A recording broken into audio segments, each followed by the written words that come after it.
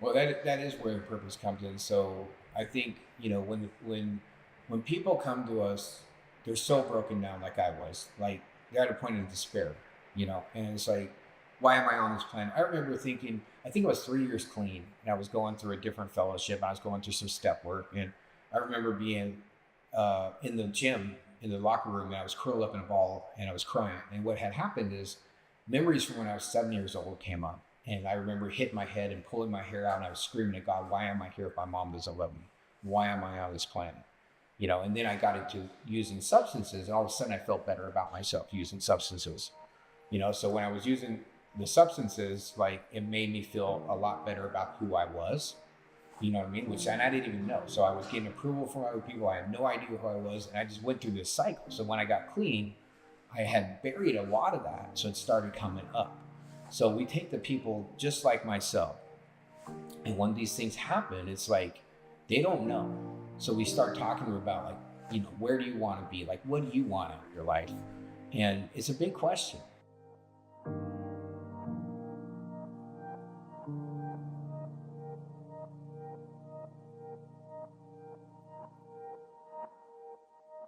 Hi, my name is Zenka Caro. I'm founder of LightNet, and my passion and purpose is to make the impossible possible. I'm here today with an incredible human. His name is Damien Browning, and he has founded an organization that is called Steps to Recovery Homes. He had a broken life full of addiction, and he decided that he could make a difference, and he did. With three credit cards, he founded the organization. And for over 10 years, they have helped hundreds and hundreds of people rebuild their life from the beginning.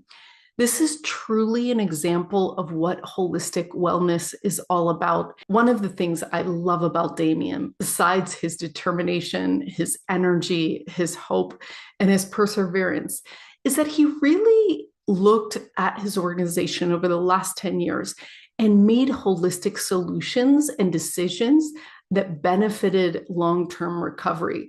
So when he saw people that were falling down or going back, he implemented programs to to solve for that.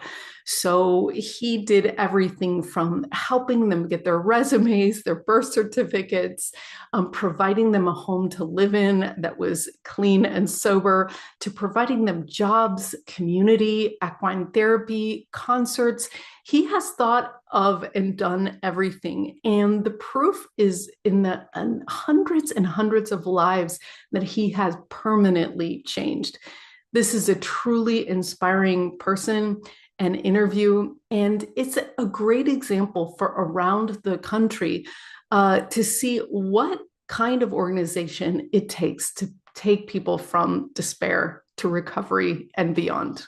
So, Steps to Recovery Homes, we started in 2013 with three credit cards and a lot of passion, a lot of heart, a lot of a lot of hopes and dreams to actually make differences in people's lives. And we started as just a halfway house, and we were going to do like a partnership and just kind of what we saw was a lot of people were going to other places like halfway houses and relapsing, and we wondered why we had recovery. And I'm in recovery, long-term recovery, and from addiction issues. And what we wanted to do was do something different so we could raise and maximize the success rate and have a quality program. So we opened it and just took a basic, basic sober living model, and we changed it. We put in like life coaching skills. So every day, because what we realized was using using is just a symptom. Like for me, I used for so long just to self-medicate. And it worked for a long time, then it stopped working. But then when I got clean, like I thought I had a problem with a certain substance. And when I got clean, I realized that I didn't have any skills. Like I didn't have basic like communication skills, or like how to budget, or like how to keep my life together, or how to be a parent, or how to be a father, or how to be a son, or how to be an employee. Or there's just like so much. And I realized like, oh my gosh, I need to do some real work if I'm going to stay clean. So getting clean and staying clean are two different things for me. Because you can stop using, but how do you stay stopped? And that's where all this other stuff comes in. So we started doing life coaching. It was basic life skills, and every day we did stuff on like priorities, goal setting, budgeting, just basic stuff, and it really started helping. And then what happened is a lot of people were coming to us with no money. And we realized, oh my gosh, this isn't going to work. This isn't like a thing to make money. Like, even though we didn't start it on that, but we realized that this is like, we were struggling. So we put together a nonprofit. I had no idea what I was doing. And I got it with a friend, and him and I met for 2 hours a week for 4 months. And we put the nonprofit together, and we just kind of went through the process. And they told us it'd take like a year and a half to get the nonprofit. We got it in 2 months. We got the nonprofit. And then I was like, oh my gosh, I know all these people in recovery. Like, everybody's getting excited, and like they're like going to help, and they're going to give me money, and they're going to help, save the world. That didn't happen. So what happened is people started donating furniture and clothes. And what we were doing at that time, we were doing bake sales, we were doing car washes, bake sales. And then people started donating clothes and furniture, and I was like, what the heck? So I started doing yard sales, and I was making some pretty significant money on some yard sales. So I was like, man, if I could find a way to get money and open a resale store, that would be awesome. So another thing I was doing around that time was my ex-wife at the time was a paramedic. I was in school for computer systems and applications. I had gotten hurt. I was a mason for 14 years. And I got hurt on the job. So I couldn't go back to masonry. So I was getting retrained. I was in school. I was running the places. We were raising some girl's baby because she couldn't raise her. And it was a lot. It was a lot. So, and I was also going around to other places, to businesses, and knocking on doors and telling them what I was doing. So here's what I'm doing. I want you to get involved. So places were like starting to sponsor. So I built an annual sponsorship program. And I just went down to every business and asked them to sponsor us. And I had levels, $100 a year. You can sponsor $100 a year up to whatever you want, At different levels, I named, like, my $100 level was perseverance level because I thought it really fit. Like, just keep going. Like, I'm going to get that $100, And a lot of businesses, now I have 30 businesses that sponsor us annually.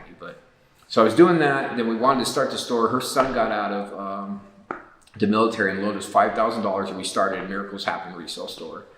And Miracles Happen was, it was good because what I was finding out is a lot of people don't like talking about addiction. They want more warm, fuzzy things to talk about because, it's pretty nasty. I mean, they've lost, their son or their loved one, or they've been stole from, or there's a lot of bad things that us as good people do that we usually wouldn't do if we weren't in addiction.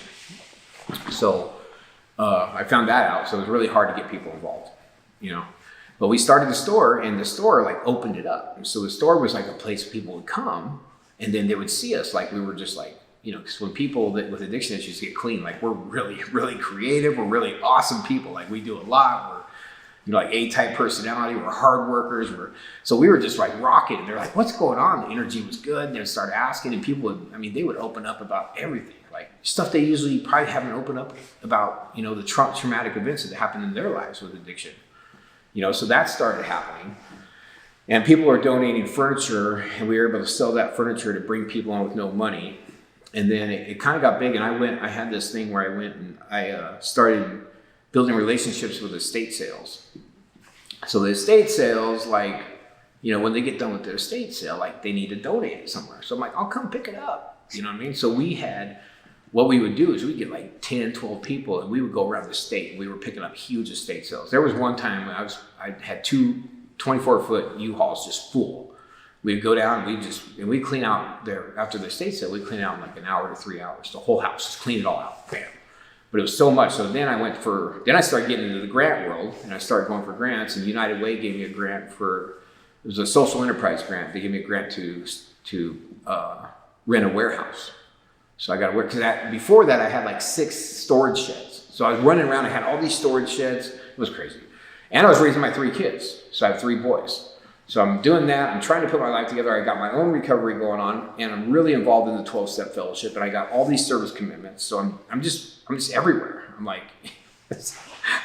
and loving it, So, and just helping, I remember getting clean. Like one of the questions I had, I felt, because I never thought I could get clean. Like I tried so many times, and I finally kind of gave up, and we'll get into that story later. But one of the things I had was like, if I could just help one person, it would make my life meaningful. It would make my life some kind of purpose, some kind of.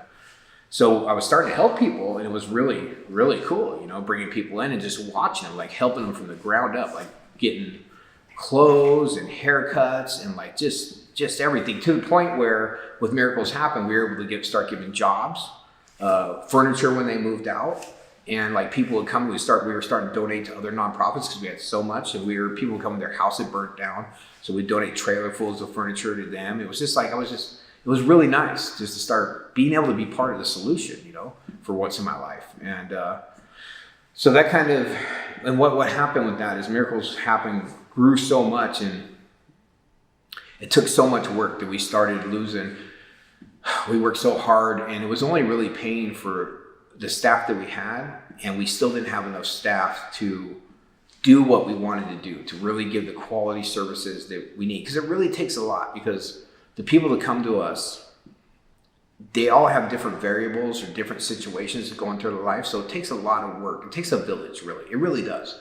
It takes a whole bunch of people working with just one person to meet them where they're at and really guide them and be an example to them and actually love them through that process, to actually get them from where they're at, they're broken, to rebuild them and then make them whole, and then continue that road on to long-term recovery, which makes a huge difference in our community. I don't think really people realize, like me getting clean, like I've been able to do a lot, especially with my kids, just making a difference in my kids' lives and raising them the right way. Like my kids are good kids. They're 25, 21, and 20 right now, and they're of service, they're honest, they hold a job. I mean, they have one girlfriend. There's like all this stuff that they do that I didn't do when I was growing up. Like I was a mess, I was a guy, I've been expelled from two high schools, and I was stealing, I was doing all this stuff. It was I was raised by my poor grandma, it was just a mess. But so anyways, back to the nonprofit. So we built this thing, and we were building up. We got Miracles Happen. We started putting people, and then I started the job development program. So I was making people go out and just look for a job, and like they were just running out. And the thing is, and this is where the purpose comes in too, because they would just go do what they knew. So like, say somebody was a dishwasher forever, he just knew he could get that dishwasher job, but they'd go get that job and they would self-destruct. And it would also, not only would they, anxiety or something go on and they would quit the job, but also they get a job where people were using. It was a bad environment. So they just knew that social acceptability equaled recovery. They didn't really know that, but subconsciously us with addiction issues think that, because of our society and our culture. We think if we get a job, we're making money. Our parents are talking to us, the girls winking at us, like we think we're cured. And I mean, that's the biggest red flag, is they tell me, oh, I don't even want to drink. I don't even want to, and I'm like, oh my gosh, it's so much deeper than just the substance. You don't even get it. You know what I mean? So it was like, so it wasn't really working too well. So I figured, I was like, man, and people were leaving. We were owed so much money. And so I figured, well, I'll just start having them work for me, for at least the first 2 weeks. And that way they don't owe us money. They come in, they're able, they got some kind of, I can give them a stipend, I can get them cigarettes, I can do whatever I need to do with them. And then I can work with them on building a resume or getting them lined up to some kind of more in line of what they want to do. Because when you start doing what you want to do, then just whatever, it really makes a difference. So that was kind of the intent.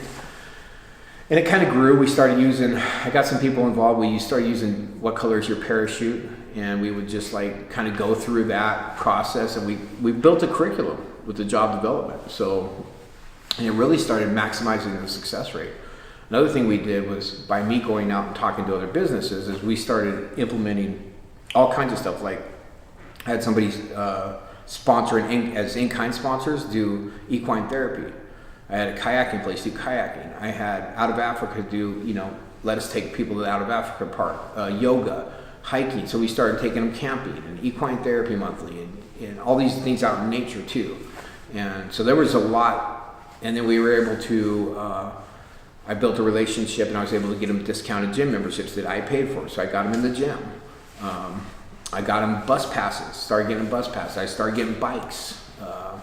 Started building resumes with them, because it takes so much. There's so many layers to actually really actually start learning how to, and you got to do it slow. You can't just rush into it. You got to really do it, not too slow, but I mean, I think it takes probably 6 months at the least to 18 months.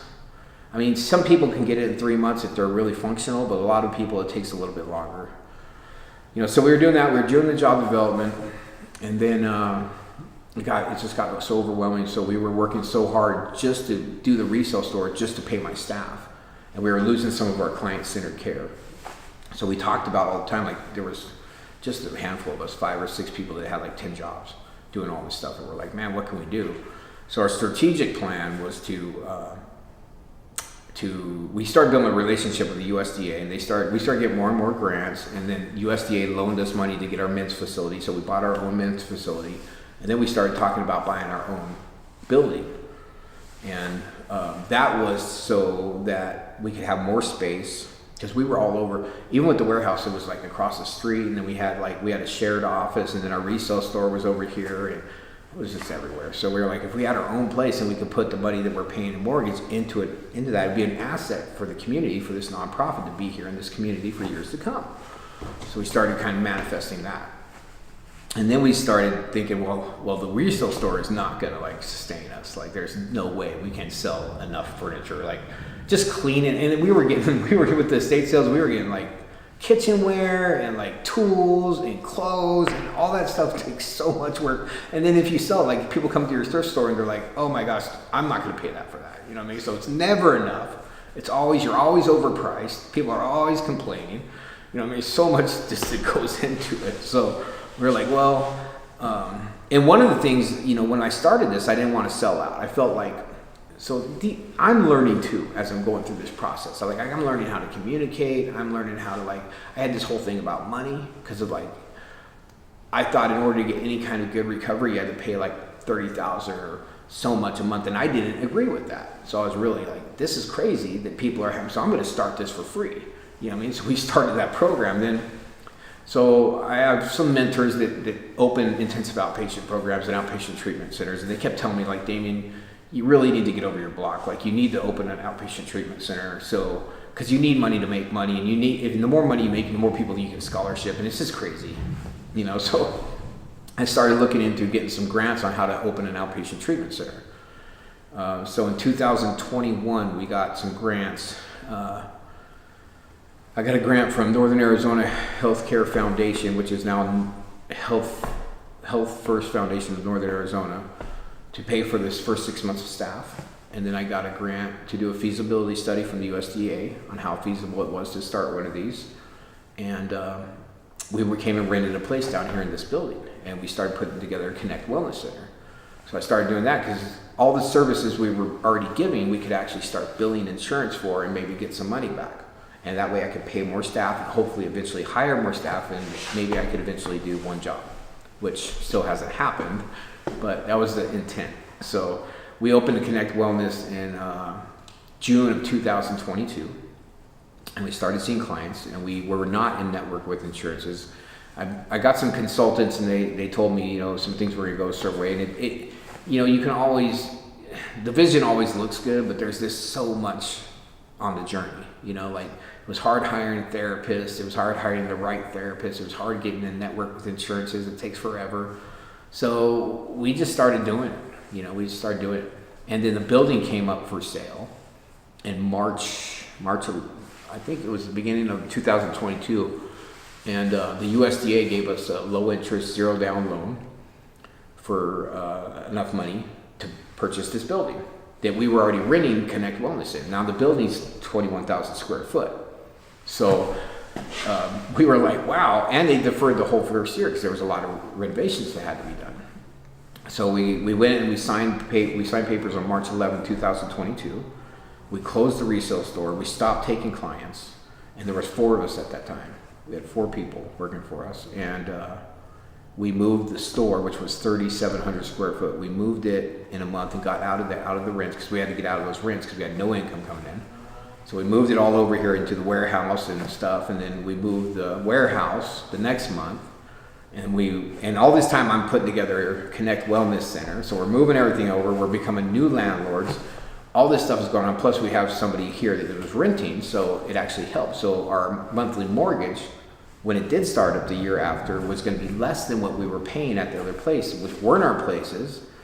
And then we were like, okay, so the whole top of the floor wasn't built out. So then we're like, okay, well, let's get another loan to do the build out. So we got another loan from the Arizona Community Foundation, and they wanted a lot of money, like all the bids we got. So Angie, my director of operations, and during COVID was that's a whole other thing. We started a whole other thing, and I got a divorce and all that other stuff. There was a lot going on, and during COVID, the job development went to a whole nother level. We started refurbishing furniture, repurposing furniture with the clients to keep them busy. There was a lot of things going on. So Angie took on but she wasn't a general contractor, but she took on the whole thing on the build out. So we were doing the build out on a bootstrap budget. We were going around the state, picking up like windows and stuff, using Amazon, getting donations for furniture. And so now we're doing this build out. I'm putting together Connect Wellness Center. It was so much but we started slowly building. And then in October, we started being able to build insurance in 2023, January 2023. And now we take mainly access that comes to us. We are I haven't really ever had any money for marketing. So my marketing is usually on social media and stuff, but we're trying to build it up to where we have money and we can market so we can get some, out in that. Because I know that a lot of the clientele that we take to come to us are homeless. Like 98% of them are homeless. They're sleeping wherever. But I also know that there's people out there that need treatment that actually fall in that hole. Like they make too much for access, but they don't make enough. Because I was in that hole. They don't make enough to get the treatment that they probably would, And I know that there's people out there that work for people where their places will pay for them if they have like an alcohol issue. So I'm trying to really network right now and try to get out there that, because you don't have to be in our program. So we had Connect Wellness going, had the build out going, moved the store over. We actually launched the store in March of last year, March 2023. So we redid the store and it was all different. Have Connect Wellness going on. We got occupancy for up here, and then we decided to do an event center with the Connection Room. So the Connection Room was something that I think we've always wanted to connect with other people. We've always thought, if we could bring people together. I really do believe that connection is the opposite of addiction. I've thought that for many, many years. So I really wanted to. So with the Connection Room, or Connection Room as it's called, is a place where we can have an event. We're gonna eventually be doing training. We can have other modalities up there. We can rent it out. We've been renting it out for like baby showers, weddings. We just had this lady up here. She did a 4-day retreat, a spiritual radiant awakening retreat with people. We've had some elders come in. We have some Toltecs coming. So we're really bringing that together. I had a health fair, and we're getting ready to start. I'm gonna start up my racist. That was another thing. So I started some fundraisers too years ago. So I started the Dinner for Hope, which was our annual gala, and I would go around and knock on doors and get people to donate for our auctions, and we'd have a raffle and an auction and a live auction and a silent auction, and I'd have usually 2 people tell their testimonies, 2 client graduates, and we'd sell out at 250 people. I didn't really ever raise a lot of money on those. I don't know, and it was all self-taught too. Then I started a Clean This Over music festival called Northern Arizona Roots Music Festival, because I knew that music was so healing to me. But people go to concerts and they're smoking weed and they're drinking. And it's like, man. So we started a Clean This Over concert. So that was another thing we did. We'd have 7 bands play in a poker run, and it was great. We did that, and then I started Erase the Stigma.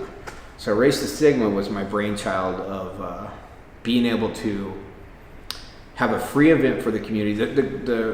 The music festival was free too, but Erase the Stigma was more of a learning event. So I would get 5 to 7 people to speak about things.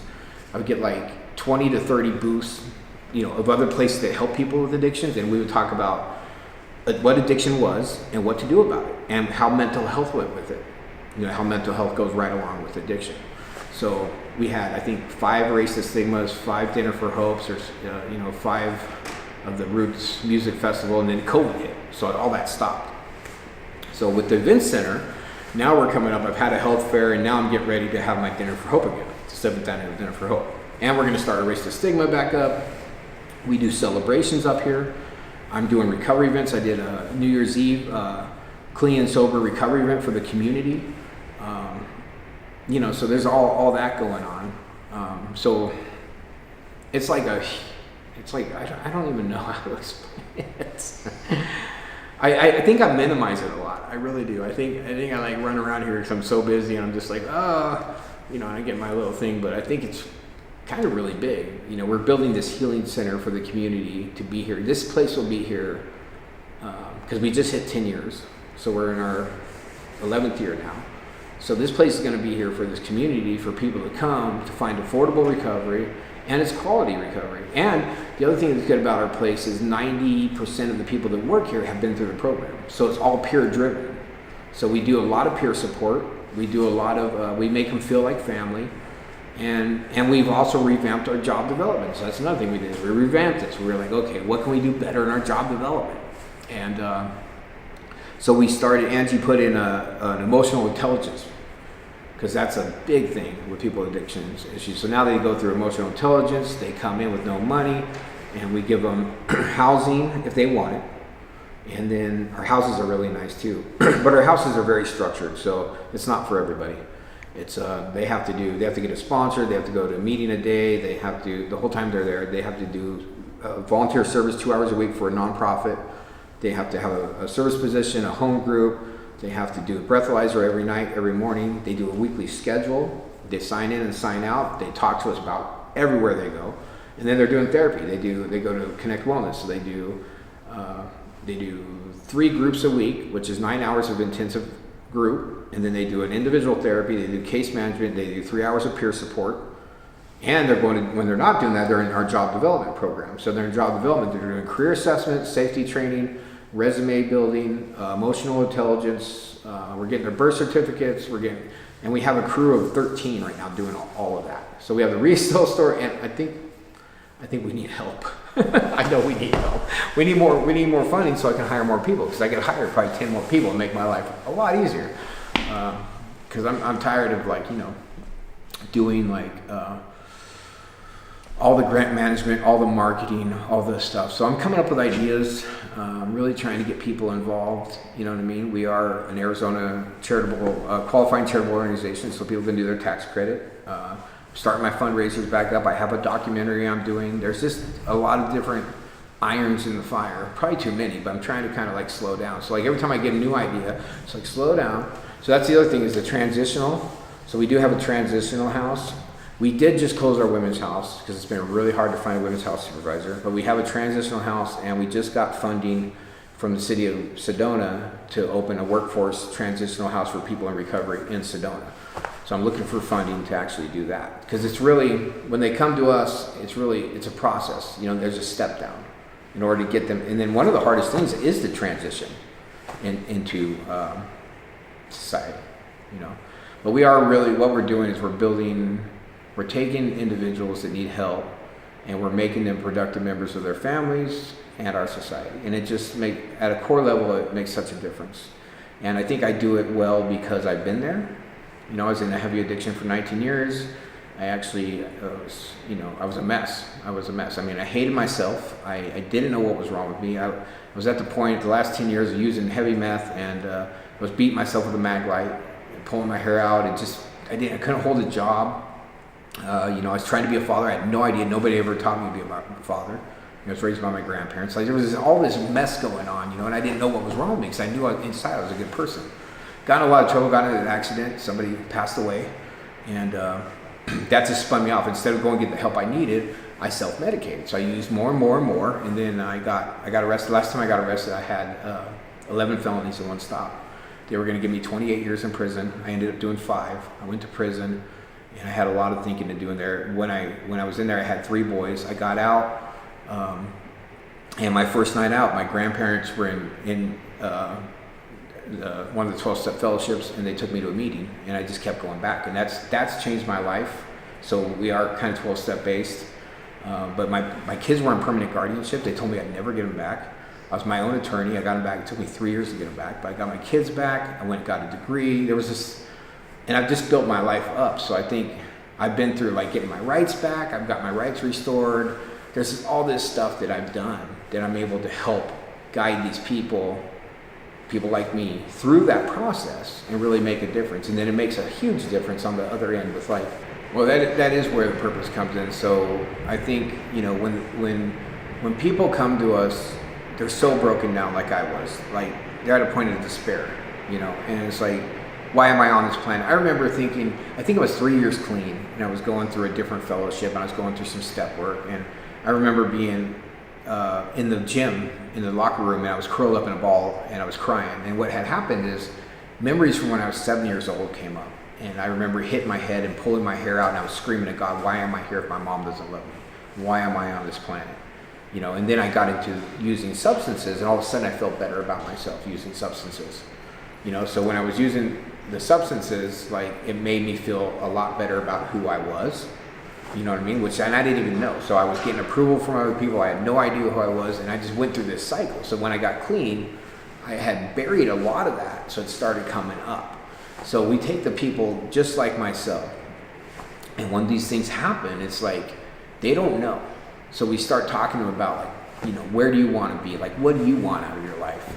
And it's a big question, but by them getting clean and starting to feel good about themselves, and we try to encourage them and we empower them to embrace a purpose. Like, that's what we really do. It's even in our mission statement, like, we really empower them to start doing that. And they start believing they can. Then it's like, man, then they want to help other people. Then they're like, well, I can do this. I can do something. Just like the refurbishing, like when COVID hit, we started having them repurpose furniture. Like, most people with addiction issues are very creative. They have no idea. So we'd help them, show them how to redo a piece of furniture, and then they'd sell that piece, and you should see the lights go on. Like, oh my gosh, somebody liked my piece. Like, I was able to do something. Like, right now we got a guy in this store that he's SMI, and he's went through our program, and he's actually running the store right now. And every day he just tells me, he says, Damien, I've never thought I could do anything. Thank you so much for believing in me. And now I believe in myself. And now he just went through our peer support training, and now he's going to become a peer too. So he wants to help people that come in with SMI. So that right there, giving back and feeling like you can be a part of something that's meaning to your life. Like, we're only here for whatever short time that we're graced, right? But like, what are we going to do right there? What are we going to do in that? And it's like, once you get clean and sober, whatever you want to call it, you can actually start having those thoughts. But there's so much in the beginning to get them through. There's so much like confusion, feelings, blocking feelings, having to open up to that, anxiety, like all these things that go on because we're so used to doing whatever the label is that's put on us, or the standard is, And all that is what disconnects us from what's real. What's real is like, spending a minute, helping somebody out, listening. Like, that's a huge thing, and I'm still working on it, is listening skills, being able to communicate. Like, why don't I listen? Why am I always trying to talk? Like, because listening is what we just, a lot of us just need somebody to hear us. It's a big deal. Like, have you ever thought about what you really want to do? Have you ever really sat down and thought about what you really want to do and wrote about it? Because most people don't. Most people are doing it because their mom told them to, or society tells me I should be this, or my probation officer is doing this, or my kids, or my family, or whatever. So they never really sit down and really think about what they want. And that's a big question. It is scary. It was scary for me. I remember the first time somebody asked me that, I was like, I have no idea. I've been living my life whatever everybody else thinks I should be doing for so long because I had no approval. I had no self-esteem. I had no self-worth. I got it from people pleasing.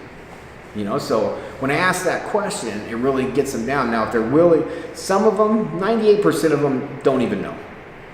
There's a small percentage that will know, but sometimes even that, I have to kind of dig into them because it might, going from actually, yeah, that's the thing. So going from, there's a difference between want, need, and desire. So what I've realized through experience is my wants and my desires are different. So I might want something, like I want a certain job, but it has to look a certain way. And that's where the illusion, like the biggest thing I've been giving from society is this illusion of what it has to look like. And that's why we get so mad, 'cause it doesn't look that way, right? But this illusion that I want this, I want this certain girl, I want this certain job, I want this certain house, But really what I desire is not really always what I want. And usually what I want isn't really what I need, and it really is sometimes very bad for me. So like my house, like I always wanted a grass lawn, you know what I mean? Like, oh, I want this nice house and I want grass. I've always lived in trailers, like I want grass, I want to roll around in the grass, I want to have picnics out there. And I got a house, and I worked so long to make this desert into grass. So I did all this stuff, and I was watering it and seeding it, and I would have this grass, and I was out there, and I was mowing it twice a week. And I was thinking, I don't really, and I wasn't even out there using the grass. So I'm thinking so really what I desire isn't what it looks like. It doesn't matter how my house looks. It matters that I have somewhere that I feel safe and secure, right? It doesn't matter what my job looks like. It matters that I have some kind of work and I want to be there. And it has to give me some kind of purpose, right? It doesn't matter what my girlfriend looks like. It matters who they are inside. These are the things, that's where my desire is, my heart. So my head tells me all this. One of the biggest things I've learned in recovery is 98% of the crap that goes through my head is bull crap. I don't even know, if I really ask it where it's coming from, it really doesn't have answers for me. It's just I don't know. There's a blank, That's the other thing is the illusions, I think, I want to touch on the illusions. The illusions are so big, so I keep thinking if I do enough work in recovery, on myself, that things will get even. But life isn't even.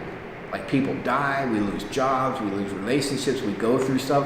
So really the answer is for me to really find acceptance and realize that I have this disease and it's always going to, try to trip me up. And I need to have acceptance on what life is and what's in front of me. And that takes a lot of inner work, meditation, praying, writing, talking to other people about it, getting honest and vulnerable. One of the biggest things with me is I'm a very, very honest, authentic person. And be able to be vulnerable and trust another person, actually really get rigorously honest with myself on what's really going on.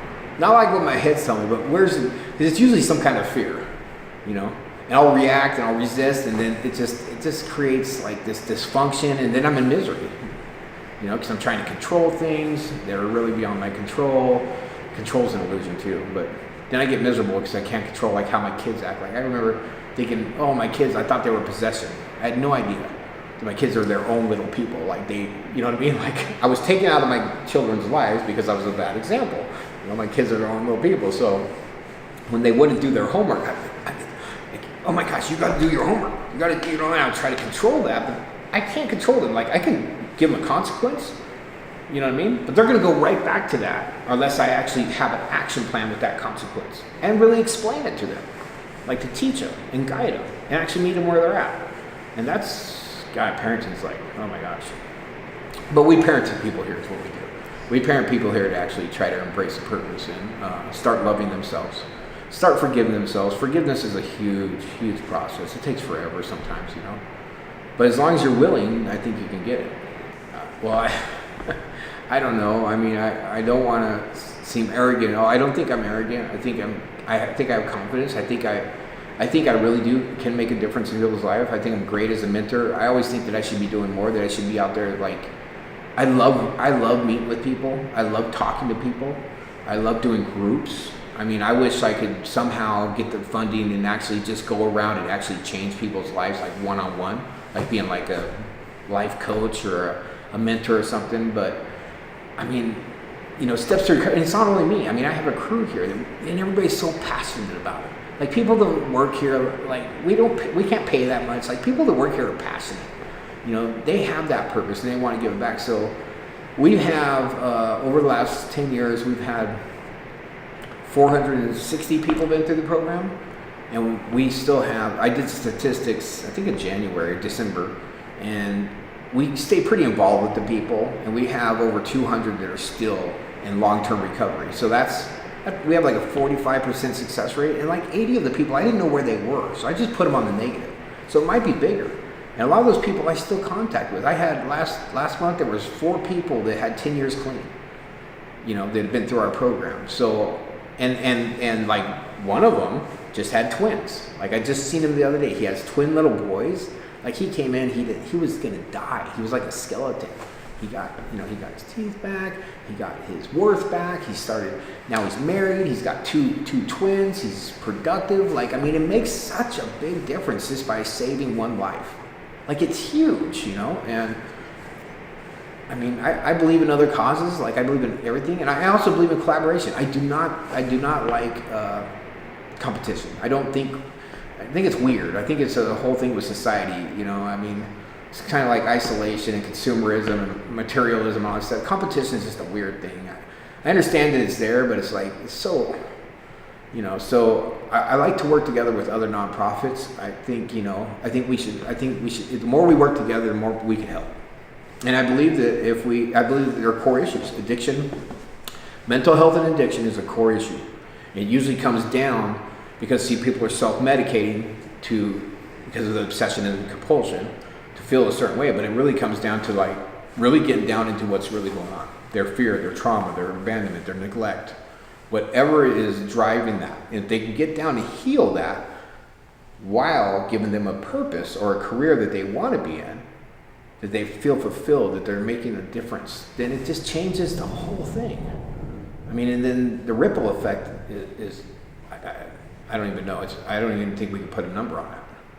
I don't think there's any way, because I've touched hundreds and hundreds of people. And it's weird because when I got out of prison, like, I had no idea. Like, and I have arguments with my God all the time because I'm like, what? But every day I run into 3 to 4 people. And I have I've been out of prison for 16 years. I have 17 years clean.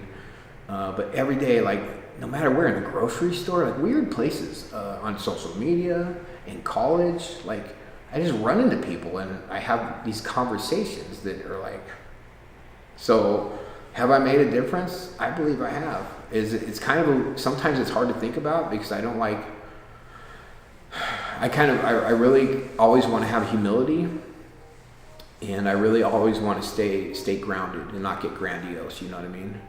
So, but I think I minimized it too. I think I have made a difference. And I think I can make more of a difference. I really do. Are you looking to begin your life of passion and purpose? We are waiting for you with our groups of 8 to 12. These loving teams are formed to look over our success data to find the fastest and funnest and most direct way for you to find your purpose and calling in life.